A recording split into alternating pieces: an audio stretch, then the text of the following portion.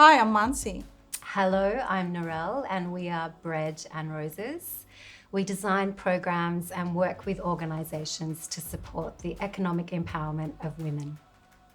And today we are going to talk to you about intersectional economics, especially when working with migrant and refugee women. And to kick us off, we're going to talk about the term intersectionality. So, Muncie, as you well know, intersectionality supports us to understand the interconnected nature of social categorisations such as race, gender, and class, and the way that they compound together to create systems of discrimination for individuals and groups. And I really love intersectionality because it sort of acknowledges that we are made up of not one identity, but multiple identities that come about through history, culture, and systems of oppression. So while intersectionality feels like, quite a theoretical and difficult concept, it's in fact really practical because it can sort of help us when we're working with different people to understand the systems of discrimination that they're up against, but also how those systems allow some people to be privileged and others to be marginalised. But Muncie, I really like your thinking around how you can use intersectionality to adopt a strengths-based approach. Yes, you're correct. It is a good analyzing tool, and it can be used to analyze imbalances, but also to eliminate imbalances.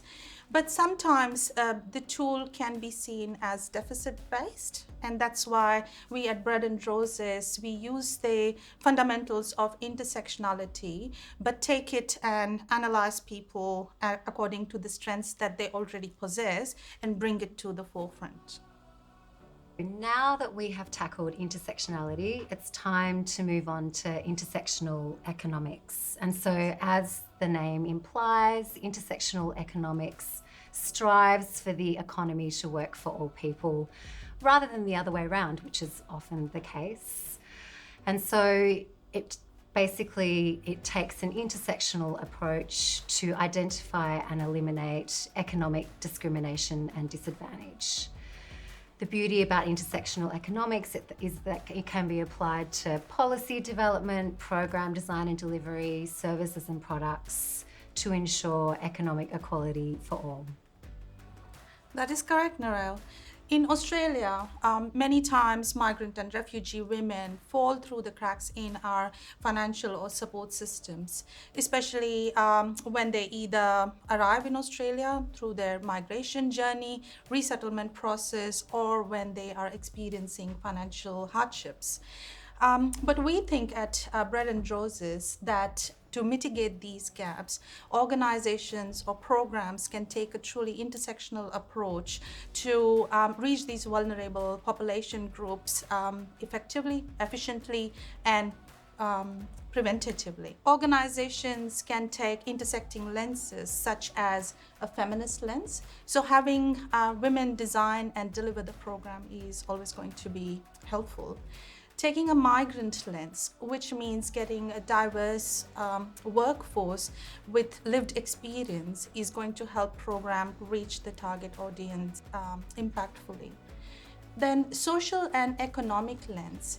This is about meeting people where they are at and taking into consideration how people see themselves in terms of their social and economic capabilities.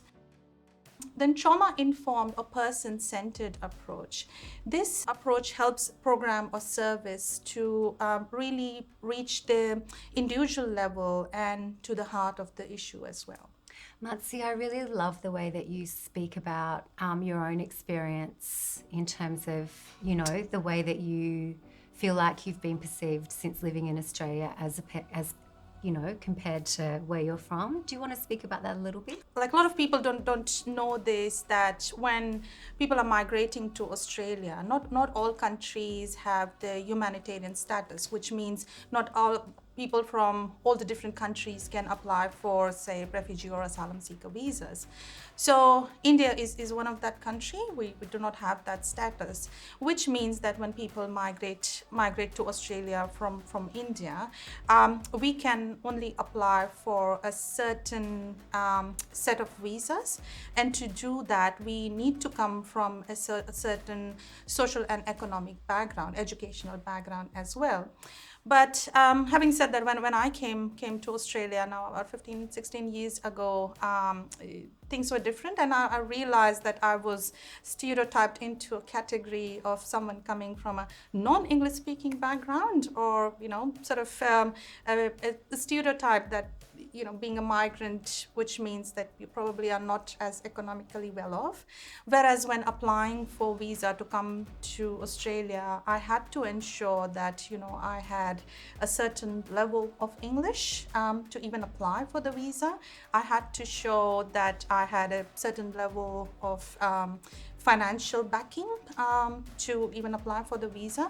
So these things were not taken into the account, and I feel that sort of thing feeds into the stereotypes, and intersectionality is what is trying to break these stereotypes, that not everyone falls into that category. Having said that, it's not about just because my background is such, someone else's background would be exactly the same.